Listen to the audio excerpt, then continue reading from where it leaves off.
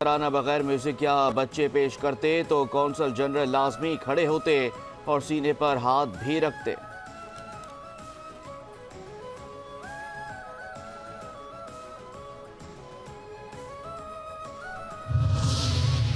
افغانستان کے قائم مقام کونسل جنرل کا فعل قابل مذمت ہے۔ قومی ترانے کی بے حرمتی پر پاکستان کی شدید مذمت۔ افغان ناظم الامور دفتر خارجہ طلب ترجمان دفتر خارجہ ممتاز زہرا بلوچ نے کہا، میزبان ملک کے قومی ترانے کی بے حرمتی سفارتی آداب کے خلاف ہے۔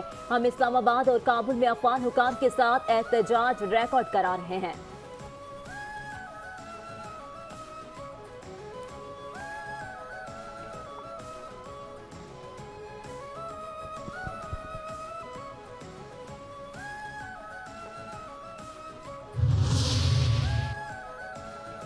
وہ وقت دور نہیں جب فلسطین اور کشمیر کے مسلمان آزاد ہوں گے۔ وزیر اعظم شہباز شریف پر امید۔ لاہور میں عید میلاد النبی پر محفل میلاد سے خطاب کرتے ہوئے کہا کہ فلسطین اور مقبوضہ کشمیر کے مسلمان آزادی کی جنگ لڑ رہے ہیں۔ آج معاشرے میں تقسیم، نفرت اور استحصال جیسے رویے لمحہ فکریہ ہیں۔ تقسیم اور دشمن کا ایجنڈا ہے جس کو ہم سب نے مل کر کام بنانا ہے۔ آپ صلی اللہ علیہ وسلم کی ولادت کا دن پوری کائنات کو بدلنے کا دن تھا۔ نبی کریم کی تعلیمات کی وجہ سے غیر مسلم بھی مکمل مذہبی آزادی سے رہ رہے ہیں۔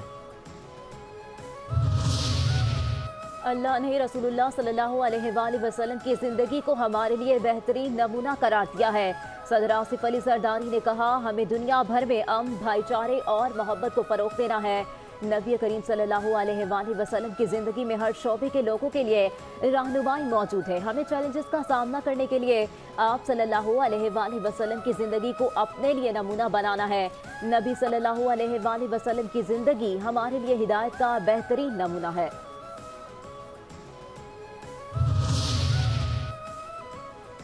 چیئرمین پاکستان پیپلز پارٹی بلاول بھٹو زرداری نے کہا ہے کہ آپ صلی اللہ علیہ وآلہ وسلم کی زندگی کا ہر پہلو ہمارے لیے مشعل راہ ہے۔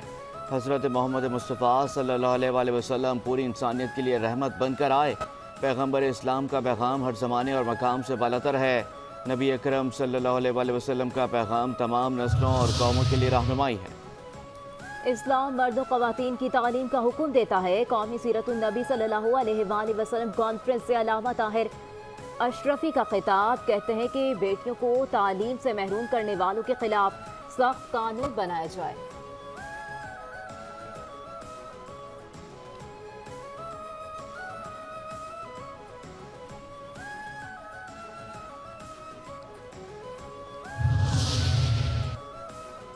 سندھ کے سینئر وزیر شرجیل میمن کی جانب سے امت مسلمہ کو عید میلاد النبی صلی اللہ علیہ وآلہ وسلم کی مبارکباد۔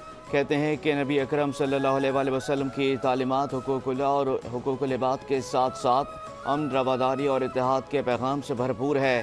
عید میلاد النبی صرف نبی صلی اللہ علیہ وآلہ وسلم کی ولادت کا جشن ہی نہیں ہے، ان کی عظیم تعلیمات کی پیروی کے عہد کا دن بھی ہے۔ ہمارے پیارے نبی اکرم صلی اللہ علیہ وآلہ وسلم کی زندگی اور اسوہ حسنہ ہم سب کے لیے رہنمائی کا کام کرتی ہیں۔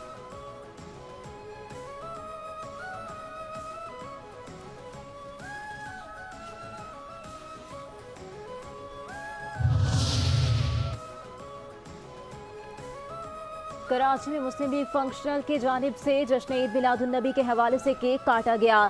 تقریب کی سربراہی ڈسٹرکٹ ایسٹ کے وائس پریزیڈنٹ نوید علی نے کی۔ تقریب میں مسلم لیگ فنکشنل سے تعلق رکھنے والے رہنماؤں کی بڑی تعداد کی شرکت۔ کراچی میں جلوس کے راستوں پر سیاسی اور سماجی تنظیموں کی جانب سے استقبالیہ کیمپ لگائے گئے۔ لنگر و نیاز کا بھی بڑے پیمانے پر اہتمام۔ عاشقان رسول کی سبیلوں پر شربت اور ٹھنڈے پانی سے تواضع کی گئی۔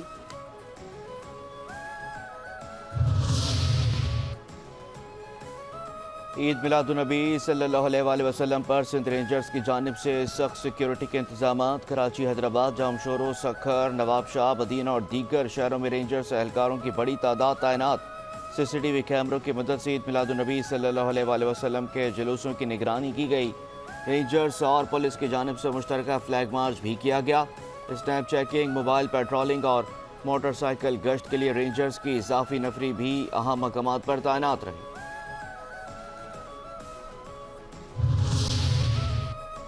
مولانا فضل الرحمان سے سابق صدر ڈاکٹر عارف الوی کی قیادت میں پی ٹی آئی کے 2 رکنی وفد کی ملاقات، مجوزہ آئینی ترمیم اور سیاسی امور پر مشاورت۔ عارف الوی نے کہا کہ آئین میں قومی اسمبلی میں بحث کیے بغیر ترامیم ممکن نہیں۔ حکومت کی طرف سے آئینی ترامیم خاموشی سے اور رات کے اندھیرے میں کرانے کی کوشش کی گئی، جس پر دونوں رہنماؤں نے کسی بھی غیر آئینی اقدامات کی بھرپور مخالفت پر اتفاق کیا۔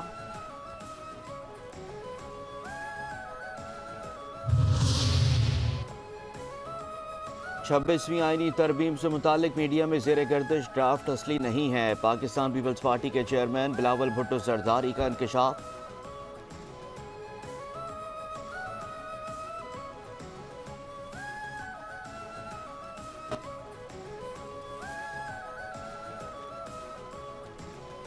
جن ترامیم پر اتفاق ہے وہ اکتوبر میں منظور کرائی جا سکتی ہے۔ وزیر اعظم کے مشیر برائے سیاسی امور رانا ثناء اللہ کہتے کہ مجوزہ آئینی ترامیم کے مسودے پر پی ٹی آئی سے بھی غیر رسمی بات ہوئی۔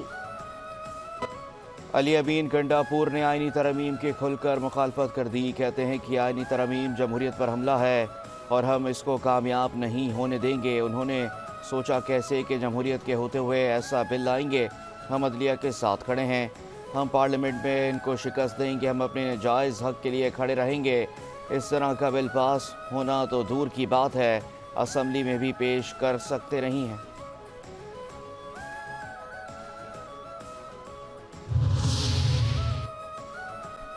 آئی ایم ایف ایگزیکٹو بورڈ اجلاسوں کے شیڈول میں بالآخر پاکستان کا نام بھی شامل۔ آئی ایم ایف 25 سپتمبر کو پاکستان کے لیے $7 ارب کے نئے قرض پروگرام کی منظوری کا جائزہ لے گا۔ پاکستان $2 ارب کا فائنینسنگ گیپ پورا کرنے کے لیے ترقیاتی شراکت داروں سے ضروری مالی یقین دہانیاں حاصل کر چکا ہے۔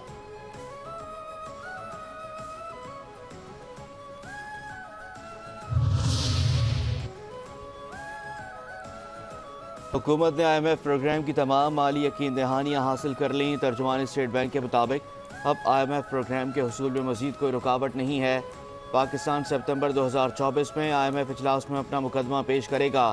پاکستان کو رواں مالی سال $26.20 ارب ادا کرنے ہیں۔ مالی سال کی ادائیگیوں میں $16.3 ارب رول اوور ہو جائیں گے۔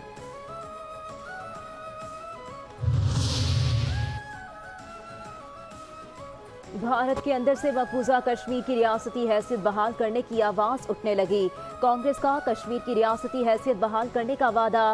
ترجمان کانگریس پون کھیرا نے کہا کشمیر خوابوں کا قبرستان بن چکا۔ آرٹیکل 370(a) کی منسوخی کے بعد سے مودی نے مقبوضہ کشمیر پر جابرانہ سیاست کی ہے۔